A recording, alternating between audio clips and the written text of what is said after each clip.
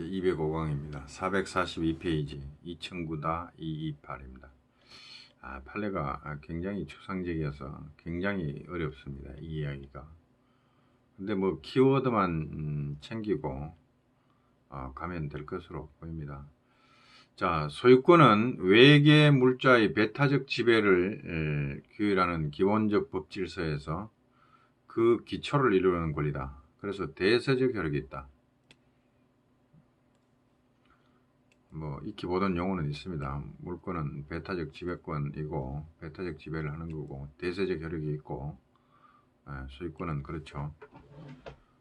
자, 그런 대세적 효력이 있으므로 그에 관한 법률 관계는 당사자들이 이를 쉽사리 인식할 수 있도록 공시를 잘해야죠.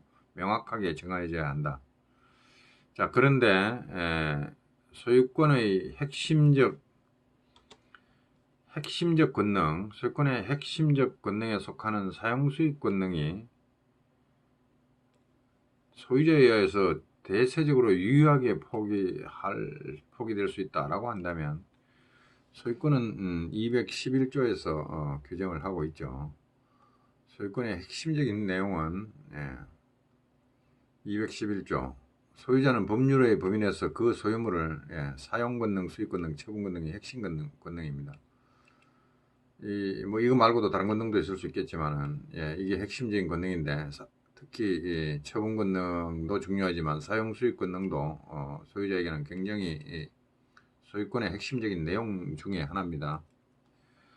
자, 이 사용 수익의 권능이 소유자에 의하여 대세적으로 유효하게 포기될 수 있다. 대세적으로 포기했다. 온 세상에 대해서 나 이거 주장 안 하겠다. 이게 해버리면 이게 물권이냐라는 문제가 뭐 처분 권능은 가지고 있기 때문에 뭐 그렇다 치더라도 일부는 남아있다 하더라도 이거는 결국 사용수익 권능은 대세적으로 완전히 없어져 버리고 대세적으로 포기했잖아요. 그럼 사용수익 권능은 다 포기하고 물권에 소유권에 들어오지도 않고 왜냐 대세적으로 포기해버렸거든요. 대세적으로 절대적으로 대세적으로 다 포기해버렸어. 그러면 처분 권능만 남았다. 소유권이 처분 권능만 가지고 있고 아무것도 없다는 것 아닙니까? 결국 처분 권능만이 남는 이런 소유권도 있냐는 겁니다. 우리 민법의 소유권은 최소한 사용 수익 권능, 처분 권능은 가지고 있죠. 거기에 제한 물권을 설정한다고 할지라도 일단은 그것이 회복될 수 있고 소유권의 탄력성인가요? 뭐 여하튼 그 권능을 핵심적으로 일단은 장악을 하고 있어야 됩니다. 그런데 사용 수익 권능이 완전히 대세적으로 포기됐다. 이러면 처분 권능만 남는데 이거는 민법이 알지 못하는 새로운 유형의 소유권이다. 그렇죠. 사용 수익 권능은 아예 없고 처분 권능만 있는 소유권이 있다. 이게 이제 이런 식으로 너무 심하게 가면 객체에 대한 전면적 지배권 아닙니까? 전면적 지배권인데 일부 권능만 가지고 처분 권능만 가지고 있고 사용 수익 권능은 다 빠지고 없다. 대세적으로 포기되고 자 이렇게까지 심하게 가버리면 전면적 지배권인 소유권을 핵심으로 하여 구축된 물권법 체계 소유권이 그렇게 흔들리면 소유권을 바탕으로 그 위에 제한물권을 설정해서 만들어진 지상권, 전세권, 지역권 이런까지 다 흔들린다. 기초가 흔들려버린다는 얘기죠. 가장 기초가 되는 권리, 그죠? 여기 기초를 이루는 권리인데 이 소유권을 흔들어버리면 나머지 물권법이 다 흔들릴 거 아니냐 이거죠. 법질서가 어지러워진다 이 말이죠. 이렇게 되면 자 그래서 종전의 재판례 중에 판례가 많이 나왔습니다. 타인의 토지를 도로 등으로 무단점용 도로로 사용되고 있으면은 자에 대하여 소유자가 그 사용 이득의 반환을 청구하는 사안에서 부당이득 반환을 구했죠. 자, 이른바 공평의 이념으로 한다는 부당이득법상의 구조와 관련하여 그 청구를 부인했습니다. 하면서 소유자가 사용수익권을 포기했다.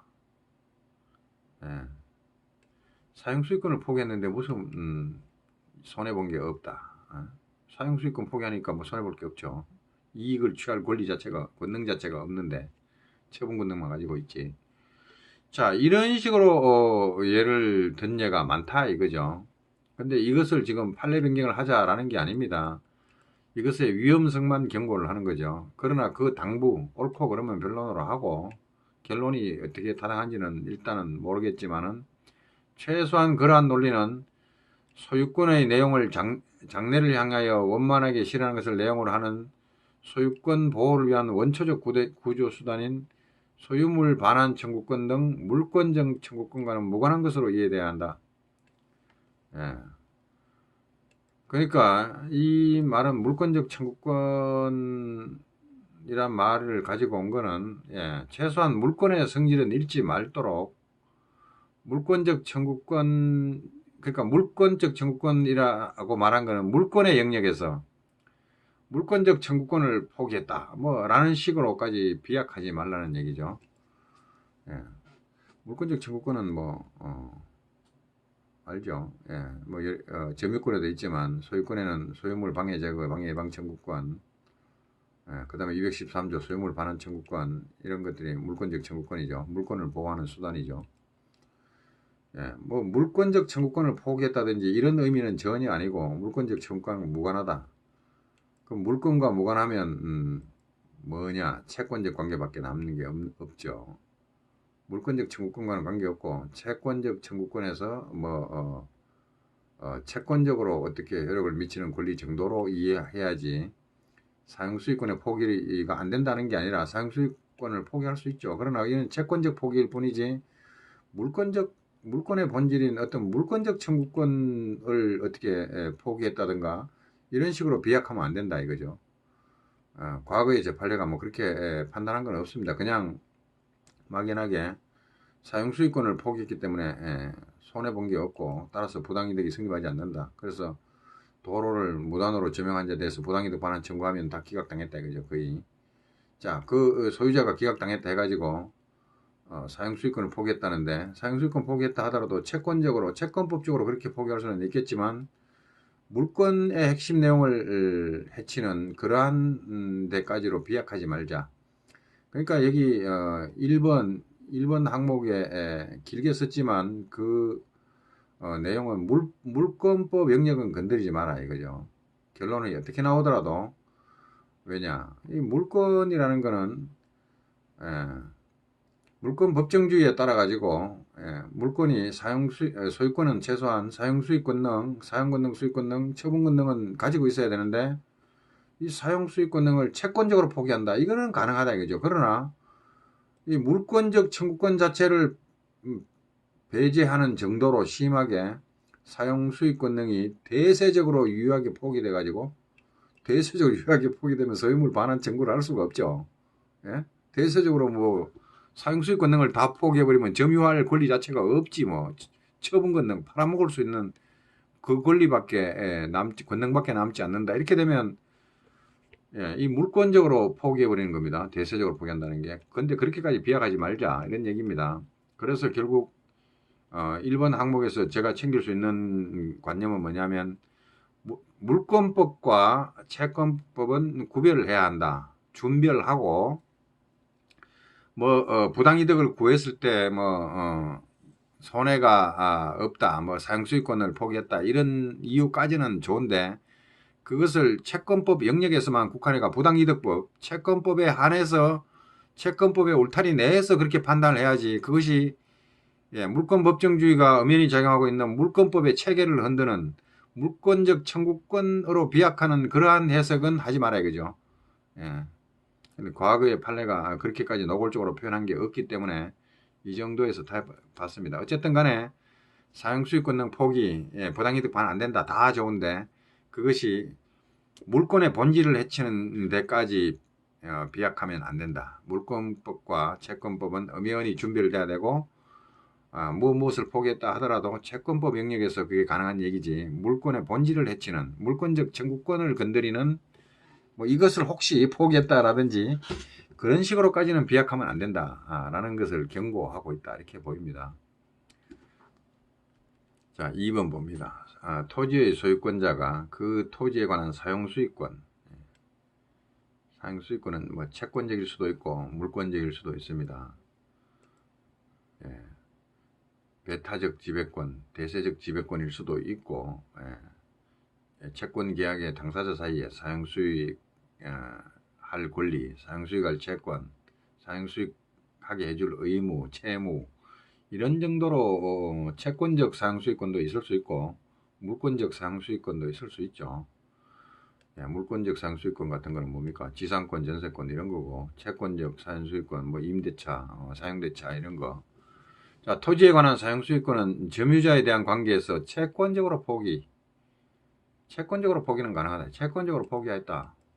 너한테 대해서만은 주장하지 않을게. 이렇게 사용수익권을 예, 포기할 수 있습니다. 포기했다 해도 그것이 점유자의 사용수익을 일시적으로 인정하는 취지라면 이는 채권 계약인 사용대차의 계약관계에 따름 아니다 이거죠. 사용수익권 포기할 수 있나? 물권 안 건드리고도 채권관계에서 사용대차의 계약관계 할 수 있죠. 그렇다면 사용대주인 소유권자, 소유자는 물권을 포기한 게 아니라 채권 계약을 맺어가지고 채권적 의무를 부담할 수 있죠. 사용대주입니다. 사용차주한테 너 쓰라 할 수 있어요. 그래서 자기가 채권적으로 자기의 사용수익권 등을 채권적으로 포기하고 그 채권자, 채무자가 되면서 채권자인 사용차주에게 이거 사용해라 이렇게 할 수 있다 이거죠. 그러면 사용대주인 소유권자는 계약관계의 해지, 계약 해지, 기타 계약의 종료를 내세워 토지의 반환 및 원상회복으로서의 건물의 철거를 구할 수 있다. 채권적 관계가 이제 종료가 되거나 해지가 되면, 계약이 해지되면 민법 615조에 근거해서, 그러니까 굳이 뭐 물권적 청구권으로 소유물 반환 청구권 이런 거 행사 안 하더라도 채권 관계 당사자 사이니까 채권 계약에 기해서도 계약의 종료를 이유로 사용대차 봅니다. 사용대차 모르는 사람 없죠. 사용대차는 무상 사용을 허용하는 거죠. 당사자 일방이 상대방에게 무상으로 사용 수익하게 하기 위하여 목적물을 인도할 것을 약정하고 상대방은 이를 사용 수익한 후 그 물건을 반환할 것을 약정함으로써 여력이 생기고, 사용대차는 무상 사용 수익하게 하고 나중에 다 쓰고 돌려달라 이렇게 하는 게 사용대차죠. 자, 사용대차 관계라고 만약에 한다면 원상회복 의무와 철거권이 있습니다. 차주가 차용물을 반환하는 때는 이를 원상에 회복해야 한다. 원상회복해야 되고 이에 부족한 물건을 철거할 수 있다. 이거는 차주의 철거권이고 대주는 원상회복할 권리가 있고 차주는 원상회복해줄 의무가 있죠. 이 원상회복 의무 중에 건물을 지었으면 건물을 철거해가지고 원상에 회복해줄 의무를 부담합니다. 차주가 이번에는 종료됐기 때문에. 그러면 대주는 그의 그 의무에 반대 방향에서 토지 반환을 구할 권리가 있고 원상회복으로서 그 건물 치워라 하고 건물 철거를 청구할 수 있는 권리가 있죠. 자, 그런 권리가 있고, 그러니까 물권적으로 포기했다, 대세적으로 포기했다, 이거는 인정하기가 어렵고 인정할 수 없다. 왜? 그렇게 하면 물권법정주의 내지 소유권의 본질을 해쳐버리고 처분 권능만 남는 우리 민법이 인정하지 않는 알지 못하는 새로운 유형의 소유권이 창출이 돼가지고 물권법정주의를 해치기 때문에 우리 민법 제211조에서는 분명히 사용권능, 수익권능, 처분권능이 있다고 선언하고 있는데 그 물권법정주의에 반하게 사용수익권능 빼버리고 처분권능만 있는 그런 물권을 만들어 내서는 안 되기 때문에 만약에 소유자가 사용수익권을 포기했다 이렇게 말하면 그거는 채권적 포기로 이해가 돼야 되는 거고, 그 채권적 포기를 했다 그러면 그게 바로 사용대차의 계약관계고, 따라서 사용대차 규정을 보면 종료시에 원상회복을 구할 수 있고 그 원상회복의 내용이 건물의 철거라면 건물의 철거, 토지의 반환이라면 토지의 반환, 이거 구할 수 있다 이거죠. 채권 계약관계라고 하더라도 사용대차의 계약관계라 하더라도 이거 구할 수 있는데, 따라서 그러므로 사용수익권의 채권적 포기 때문에 채권적 포기해가지고 이제 돌려달라고 하는데 못 돌려주겠다, 위청구를 배척할 수 있으려면 그 채권적 포기가 일시적이 아닌 영구적인 것이 한다라고 합니다. 근데 이 사용대차도 나중에 영구적으로 포기할 수 있나요? 사용수익권을 사용 나중에 채용물의 반환 시기에 보면 시기 약정이 없는 경우, 시기 약정이 영구적이라면 어쨌든 뭐 사용수익에 족한 기한이 경과한 때는 해지할 수 있다는데, 이것도 다 포기했다 칩시다. 이것도 다 포기했다 하더라도